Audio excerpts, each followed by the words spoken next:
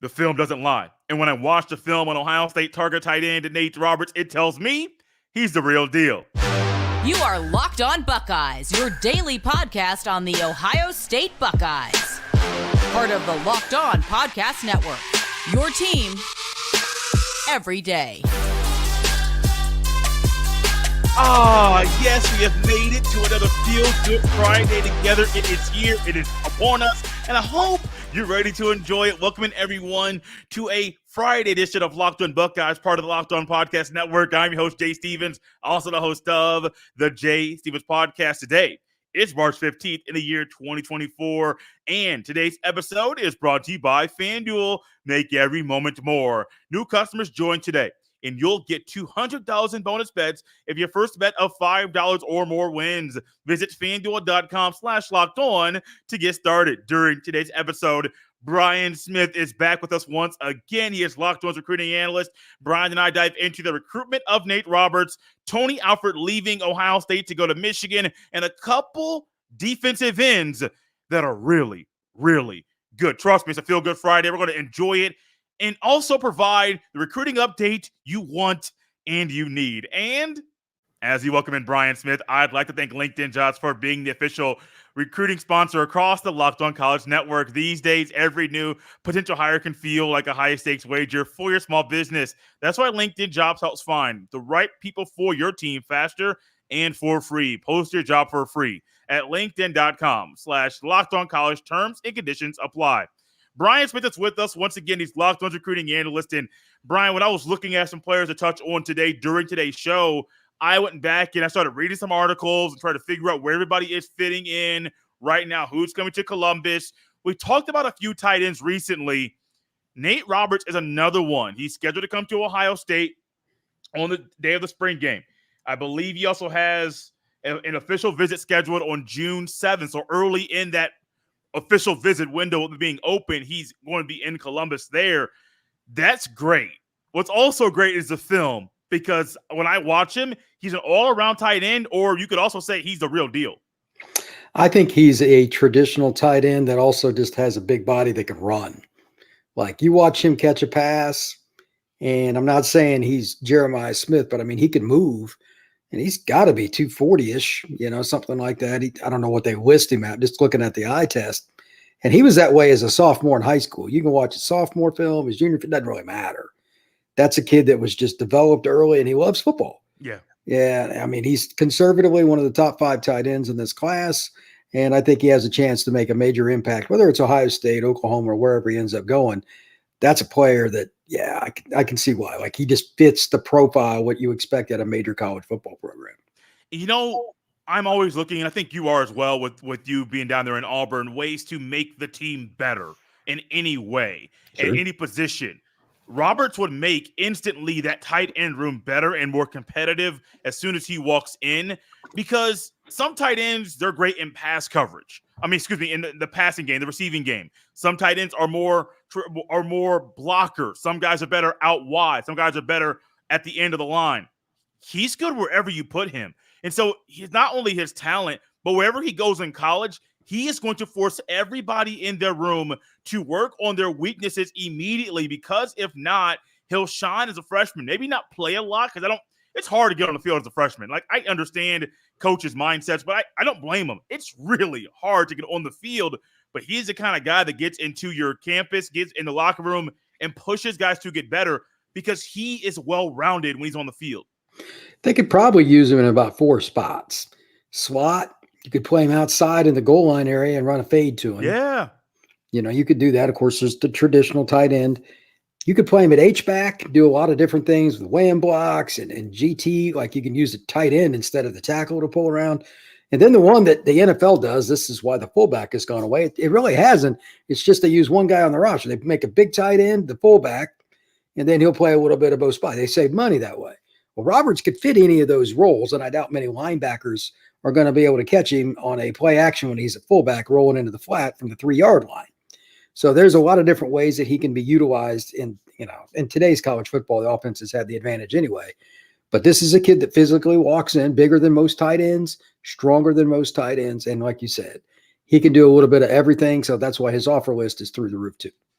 His recruitment's interesting because, like I mentioned to you before we started recording the show, he was once committed to Notre Dame, one of the best brands in the sport, decommitted, and is now back on the recruiting trail. And we all know, like, you're really not even locked into a school until you sign the national letter of intent. But even then, after that, Brian, some guys get out of signing that. So, like, to me, it used to be once you sign that paper, you're good. Now it's like, well, there are loopholes for everything. But this young man, though, let's just say hypothetically, Ohio State gets a commitment from him. You can't stop recruiting him, because if you do, you might not keep him because he may say, no, I don't want to be here either. I want to go somewhere else. Well, that's just part of the recruiting battles that you have to deal with. If your kids are committed and schools aren't coming after them, you're soon to get fired anyway. Yeah, that's I mean, true. you're not recruiting the best players. So Ohio State, I mean, we'll talk a little bit about Coach Alford and all that, but like everybody has a reason to recruit your kids, whether your coaches are coming or going. Kids like this that are really flexible in what they can do and help you in many different ways, that's just going to make it more so. But that's why you also recruit them harder. I mean, like literally Roberts can play special teams for you right away for sure. Yes, he can. And he could certainly be a specialist in the red zone right away because he's got a big body and he catches the ball like a natural receiver.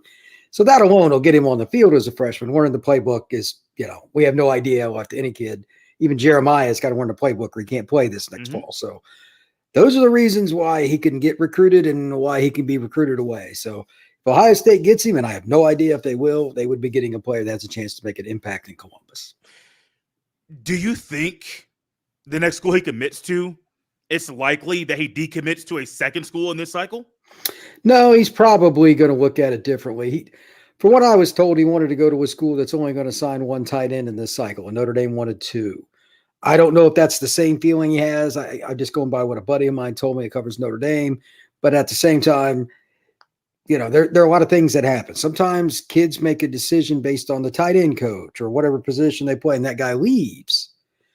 I know nobody wants to hear it, but I say it on your show all the time. It's relationships. Yeah.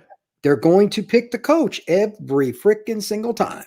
So, like, I know there's somebody was talking to a couple of the kids on one of the sites, the 247 site for Ohio State. Like, does this change your visit? Now, the offer, some kids are still going to at least visit and they'll see who the coach is, but that relationship's a big deal. And it can be a big deal for the tight end too. Like, what if he leaves? What if somebody else leaves? What if Ryan Day leaves? I don't know. You just have to recruit the kid for today. Then the next day you repeat. There is no guarantees. That's it. Speaking of Alford and recruiting visits and stuff that's on boards, on websites, let's dive into Tony Alford leaving Ohio State to go to Michigan and how it impacts the Buckeyes recruiting. We'll do that next. This episode is brought to you by Robinhood. Did you know that even if you have a 401k for retirement, you can still have an IRA? Robinhood has the only IRA that gives you a 3% boost on every dollar you contribute when you subscribe to Robinhood Gold. But get this, now through April 30th, Robinhood is even boosting every single dollar you transfer in from other retirement accounts with a 3% match. That's right, no cap on the 3% match. Robinhood Gold gets you the most for your retirement thanks to their IRA with a 3% match. This offer is good through April 30th. Get started at Robinhood.com/boost. Subscription fees apply. And now for some legal info. Claim as of Q1 2024, validated by Radius Global Market Research. Investing involves risk, including loss. Limitations apply to IRAs and 401ks. 3% match requires Robinhood Gold for 1 year from the date of first 3% match. Must keep Robinhood IRA for 5 years. The 3% matching on transfers is subject to specific terms and conditions. Robinhood IRA available to U.S. customers in good standing. Robinhood Financial LLC member SIPC is a registered broker-dealer. This episode is also brought to you by our friends at Amazon Fire TV. Fire TV is your destination for sports, from live games to highlights to in-depth analysis. Fire TV offers amazing viewing experiences with smart TVs, as well as a Fire TV stick that can plug into your existing TV that provides access to millions of movies and TV episodes, as well as free and live TV. Whether it's opening weekend for baseball or the college basketball tournament, you're going to want to have a Fire TV. Fire TV recently created Fire TV channels to deliver a constant supply of the latest videos from your favorite sports brands, all for free. That includes all of us at Locked On and most of the big pro leagues and college conferences as well. Fire TV channels lets you dive into all of the game analysis, highlights, and more to keep up to date on all the latest in the world of sports, March Madness, NBA, MLB, and lots more. Not to mention great news, entertainment, gaming, travel, cooking videos as well. Check out Fire TV channels on Fire TV and Alexa devices. If you haven't checked out Fire TV channels, you should. Trust me on this. To learn more, visit Amazon.com/LockedOnFireTV. Brian, we were talking about a way to try to when we're going to filter this into the show. This is perfect timing right now. When Tony Alford, when it was announced that he would be leaving Ohio State to go take the same position at Michigan, it rubbed a lot of people the wrong way. You're in spring practice. They've already completed 2 spring practice sessions, and then they have spring break, and they're going to go back. You had a new offensive coordinator. Everybody thought, myself included, the coaching staff is set. Then all of a sudden, the guy who's been at the school for 9 years, I believe it was 9 years, leaves to go to the rival. It doesn't sit well. It's not even a recruiting thing. It doesn't sit well with a lot of people. Well, as anything, you have to look at the totality. And first off, and fans won't care about this because they don't care about the totality. It's either you're at Ohio State or you're not. Ohio State fans are a cult. I've said it a million times. I'm going to say it again. They're a cult. It's the most crazy fan base in the country, in my opinion. And they hate Michigan. So no matter what the reason is, they're not going to accept it, at least some of them. This is what I've heard, and I haven't asked Tony. I know him. He's a nice guy. Next time I talk to him, I'll ask, but I doubt this will be ever aired anyway. There's probably 2 or 3 things that aren't going to be public about this, and people are still going to judge it because he's going to the maize input. Number one, I know that he didn't get a raise from what I read, and some other guys did. Now, you said Ohio State fans getting rubbed the wrong way. If your brethren around you did and you didn't, how would you take that, Jay? Would you like that very much? Not at all. Not at all. And I can tell you firsthand, one of the major reasons that coaches do or do not make decisions is other members of their family. You recently got married. I'm going to guess that most financial decisions that you ponder goes through her quite quickly. Yes, sir. And you're a smart man. Yeah. I'm going to guarantee you that happens with him too. So that probably has something to do with it. There might have been some bad blood somewhere on this. There's a million possibilities. Tony's not the kind of guy that's going to air it. But I guarantee there's something. You don't just leave in the middle of spring practice. Oh, I'm just going to go to Michigan. There's something. I'm not an idiot. I don't know what it is. Like I said, I haven't talked to him. I don't know. But he's a really good dude, and he likes Ohio State a lot. I know that from being around him. He likes Ohio State, so something happened. And maybe it's just an opportunity to mix it up for whatever reason and go work with somebody else, which is cool. Coaches, like recruits, don't look at it like, okay, it's the rival as much. It's fit with people. There's somebody on Michigan staff. Maybe it's the head coach there now more. Like maybe he just likes him. Maybe he knows it. I have no idea. There's a connection there, something too, whatever it may be. So you need to look at the totality to understand it. But again, I highly doubt Ohio State fans really care about that. You know, when it comes to recruiting, this is a weird, I don't want to say weird time, because I don't think it's ever a good time to lose a coach, just being honest with you. I don't care if it's end of the season. I don't care if it's end of the season, spring. There's not a good time to lose a coach. But when it comes to recruiting guys in this cycle, Brian, this may be, I don't want to say it's an okay time. It's the better one, though. You don't want it like you don't want it once the season started. Like that's, you know what I'm saying? Yeah, if this happens in June or at the end of spring practice, brutal. You're like, Coach, we just went through 15 practices with you. We was grinding. You were yelling at us, swearing at us, and all of a sudden you're gone. That hits the players in-house different.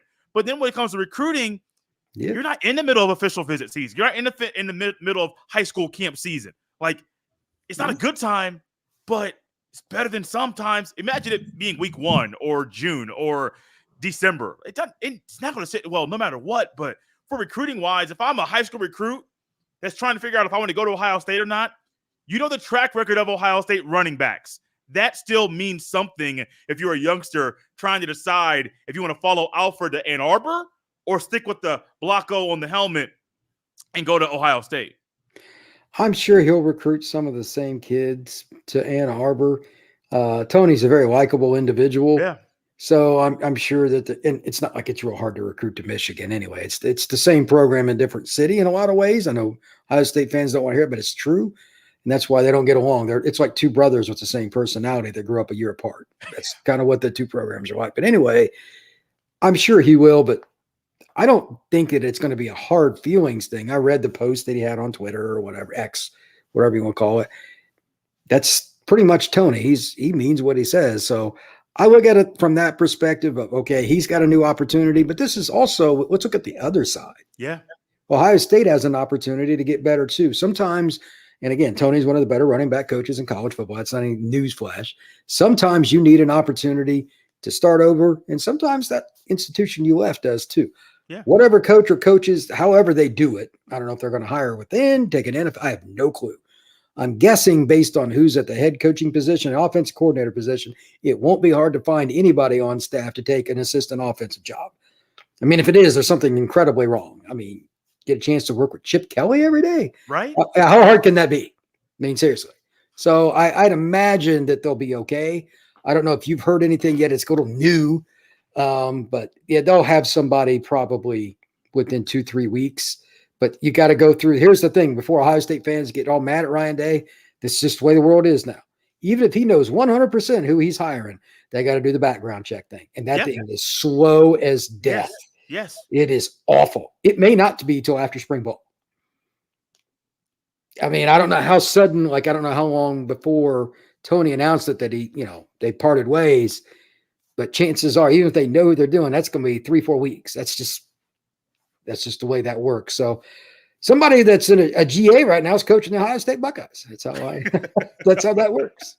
That's a crazy way to get a promotion without really the pay. Like, hey, we need a running backs coach. You're the guy. Wait, I don't know what I'm doing. You're still the guy. But Brian, I think when it comes to this departure, it's a great benefit to have the experience of Chip Kelly in-house right now. Because I heard someone say this in maybe an article, but I think it's true. Ryan Day's contacts are not as large as Chip Kelly's.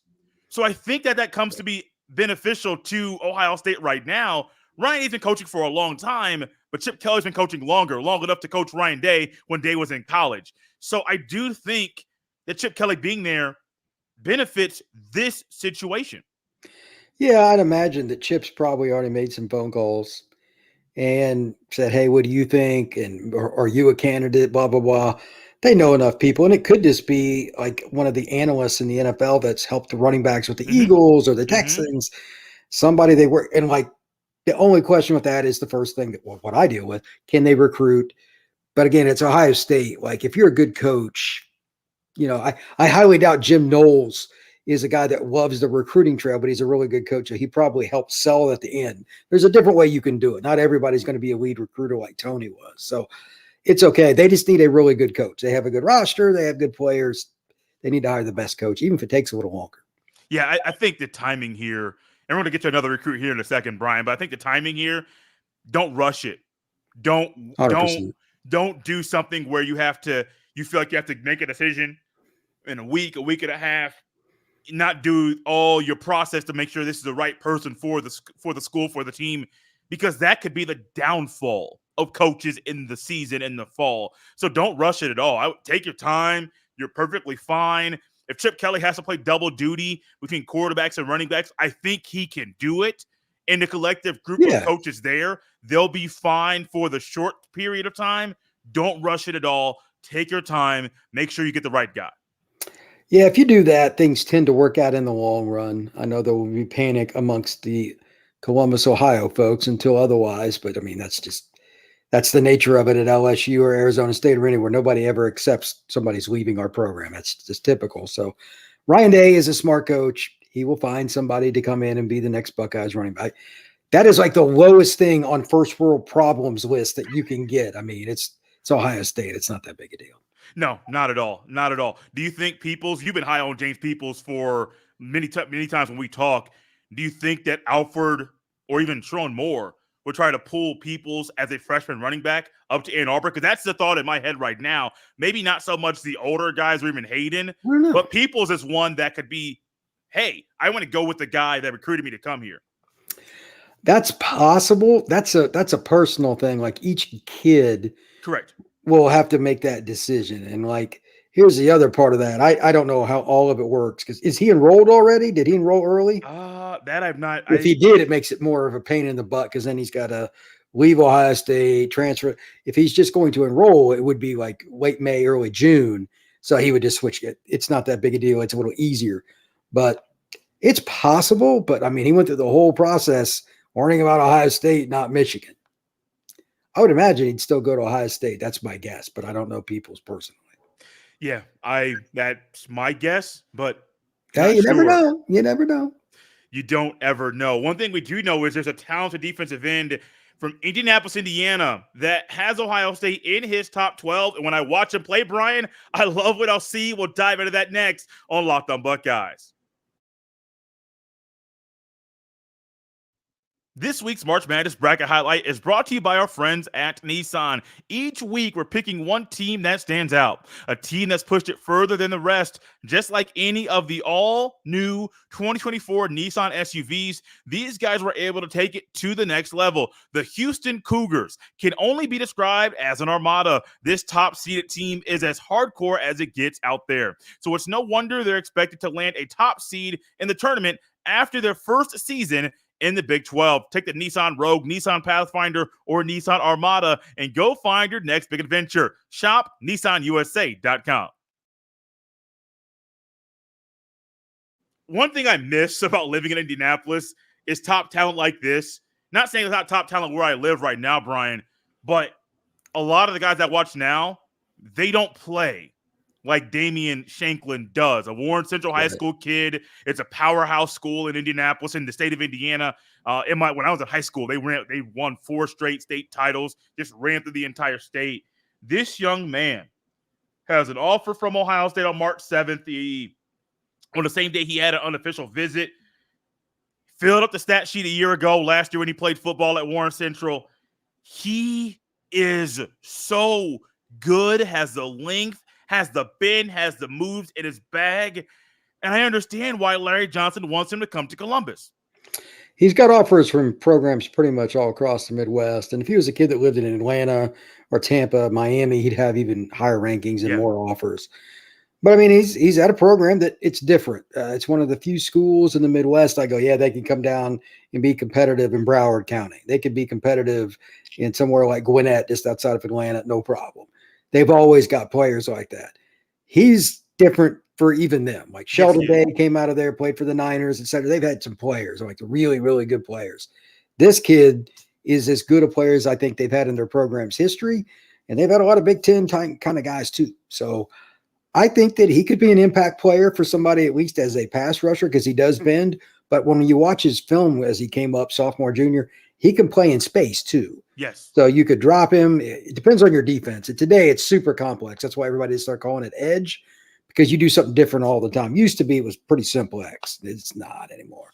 He could do either though. Damian's one of the top 10 guys, I think, at that kind of role in the country. He just happens to be from Indianapolis, which isn't the norm. So good for him, good for Warren Central, and good luck to the teams playing him. You know, the team saying played him is true, because that bend is one. People that are Ohio State fans, and even myself, I've wanted more players to have that bend a little bit once they get into the backfield to get to the quarterback. And I kind of got spoiled, and my eyes kind of got locked in on Nick Bosa in the Super Bowl.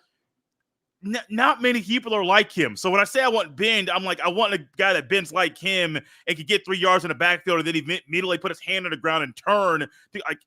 I can't compare people to him, but even for kids at his own age, he's flexible. The length is one thing I like about him, his length and being able to, his leverage on the offensive tackle. that's one thing that I think is a little bit different because he knows how to use his arms and his speed very, very well. And he's not just a speed guy. He's not just a bull rush guy. He has different tools in his bag that Larry Johnson likes. And if Larry Johnson's still here when he gets to campus, it's one thing I don't know. Like, nobody knows what Larry Johnson's going to do. I'm going to assume he's going to coach until he says he's not going to. But if Larry Johnson gets a hold of him for 2 or 3 years, and if he comes to Columbus, puts on 15, 20 pounds of that good weight, then all of a sudden he's here. He's the kind of guy that people have been wanting to come to Ohio State and progress in Columbus. They haven't had the twitchy edge guy for a while. And there's only a few of them in college football each year that fit the complete parameter of what we're talking about, the length, the height, the first step quickness, and the ability to even, as they say, drop back into coverage and be a menace there too. Shanklin is about as well-rounded for a high school kid as you're going to get. He's not perfect. He's not 6'6", but he's 6'3". And like I said, if you wanted and he took it on, he could probably play middle linebacker. He's a good enough athlete to play there too. So whatever he wants to do, these are the kinds of kids you have to get. If I had to guess, Ohio State would be at the top of his board, but it's Ohio State. That's not a real big jump off the edge there. So I'm curious to see where else he takes official visits to. It's one thing to say this, that, or the other. It's another to complete it. We're a couple months away from May, but right now, let's see if he takes visits to OSU and what other schools. You can follow the unofficial visits in March. That will tell you where they're going to visit officially later on. Let's move on to the last player for the day. It's Hayden Lowe. He is at Oaks Christian in Westlake Village, California. He recently got an offer to Ohio State, and he's another one of those guys, 6'4", 242, so a little bit of a bigger build, taller, and physically a bigger build than Shanklin is, though. But he's another one. Like, Ohio State, we talk about it here on the show. Ohio State's needs. They need certain things in the upcoming recruiting class. It's not just us saying it, Brian, here. Ohio State also knows that, and they're trying to accomplish and fill those needs in their upcoming recruiting class, which goes into why Hayden Lowe got an offer from the Buckeyes. When I watched his film, he plays at a private school that's had some players. Jimmy Clausen played there. They've had all kinds of guys go to SC, UCLA, etc. I don't think that he's necessarily challenged the same way that you would be in the Trinity League, where Mater Dei and Bosco and some of them are, but he still stands out. He played some 3 technique, played mostly end. I think long-term he projects as a strong side end. He'll be 270, give or take, and that's fine. You're going to add 20 to 40 pounds, somewhere in that range during college. And he has the length you're looking for. He's real high at the hip, and he's a kid that has a pretty good motor. Now I'm just curious to see what he does this next season. I want to see another level of pass rush. I think he plays the run probably as well, if not better than the pass right now, and that's fine. He's a physical kid, and he's got a frame. This is not what I would call an instant impact guy, but somebody's like a high 3-star, low 4-star with tremendous upside, and it's just hard to grade his film because he's better than most of the kids he's going against. But the frame is what you're looking for, whether you're Ohio State, Oklahoma, Miami, whatever. Do you think the Buckeyes will have an issue competing with USC or UCLA with trying to lower this young man from California to Ohio? This is something I actually talked about with a friend of mine the other day. I don't know if there's a barometer now. That's Used true. to be because a California kid either did or didn't want to leave. It was A or B for the most part. There might be, it was Ohio State or Notre Dame or Florida. There's a couple of schools a kid might leave, but most part, I'm going to stay in California or I'm leaving. Well, now, even if let's say a kid picks SC, you're going to be driving to the airport all the time anyway and going out of state all the way across the country, not just Seattle, which is still pretty far. That Pac-12 was massive. But now you're going to be playing games at Maryland, at Penn State. Like, the league is dumb. I just want to go ahead and throw this out. I hate college football, the trajectory. I hate it. But at the same time, the regionality is being left. How much is that going to impact recruiting? We don't have any barometer for this. None. There's no precedent whatsoever. So I guess we're just going to have to kind of find out. It's going to take 2 or 3 years for even somebody like me that does nothing but follow recruiting every day. I have no freaking clue. It's just really hard. So this is part of what these guys make millions of dollars to figure out. You need to find out quickly. Does it matter to you? And if it does, I doubt Ohio State would have offered in the first place, but sometimes you can be stubborn, like this kid's just too good to pass up or whatever. Schools will do that too. But this is the new age with California recruiting for every school, especially east of the Mississippi. Does he really want to leave? Because, I mean, we got a better shot now, I would think. That's how I would look at it if I was Ohio State. He's going to be living half his games on the road are going to be somewhere near us anyway. Why not come here and play? I didn't even think I really haven't thought about the recruiting aspect and impact of the West Coast schools being in a Midwest conference. I haven't thought about that in a while, but it's a direct impact of him. If his mom says, I'd prefer not to do that, well, that holds a lot of weight. It may shape the decision. I've heard of players saying, like, I didn't pick my school. My mom picked it for me. Like, wait, what? Oh, absolutely. My mom picked it. So with Draymond Green his story was different. Maybe Jeff Teague was like, mom's was like, no, I'm not going there. Wait, what? But that's how things are. Like, moms do impact decisions athletes make. So I don't have the connection, and I don't know if you do either with his family at all, but I really would love to know and be a fly on the wall for those dinner conversations where mom and dad are talking to the youngster about recruiting. And if mom speaks up and says, oh, no, we're not doing that, that may alter where he was leaning in recruiting. But man, that West Coast to Midwest conference stuff, that's wild. It's going to be crazy to see it in season 2 and to see maybe like week 6, 7, 8, how maybe some West Coast schools start to fall off because of the constant travel across the country. Yeah, I think it'll be rough. And in some ways, if you're okay with making the original flight to Ohio State, Illinois, whatever it is, you would travel less, which is weird. Now, you still got to go back home for maybe a Christmas break or something. But other than that, I mean, it's easier to be in them because it's quicker flights to New Jersey from Ohio. Then go to Madison from Ohio. Then like LA to anywhere is a long way. It's this remote. Yeah. So it is what it is. It's a big decision for this young man and many others too. It's the new age of recruiting. Really appreciate Brian Smith coming on the show once again. You can follow him on X at FBScout_Florida. You can follow me on the same platform at JSteven07. Guys, this is a Feel Good Friday, a Locked on Buckeyes recruiting edition. We'll see you next time.